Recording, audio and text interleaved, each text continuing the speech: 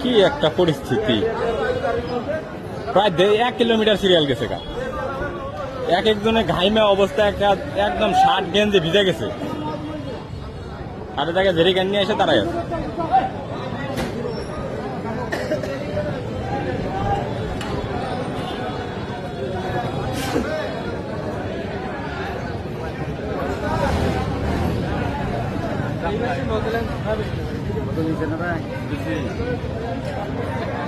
ভাই আপনি দেখে কেন আসছেন?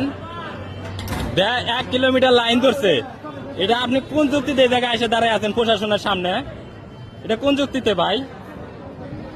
এই জায়গায় যারা লাইন আছে তাদের মানুষ মনে হয় না নাকি বলেন?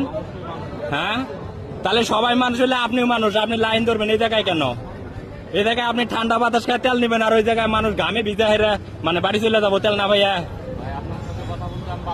আপনি বাধ্য না, কিন্তু এই জায়গায় লাইনে তো বেআইনি ভাবে আপনি দাঁড়ায় থাকতে বাধ্য না। জেরিকেনে নিচ্ছে না, এখানে দেখা হচ্ছে। এই জায়গায় জেরিকেনে তেল দেওয়া হলে ওই জায়গায় সবাইকে বলে দেওয়া হবে যে আপনারা জেরিকেন নিয়ে আসুন, আপনাদেরকে লাইনে থাকার কোনো দরকার নাই। এই জায়গায় ক্যামেরা অন আছে, এই জায়গায় ক্যামেরা অন থাকবো, জেরিকেনে তেল দিলে পরে সবাই জেরিকেন নিয়ে আসবে। যেদিকে যাইতে বলবো ওইদিকে যাওয়া হবে।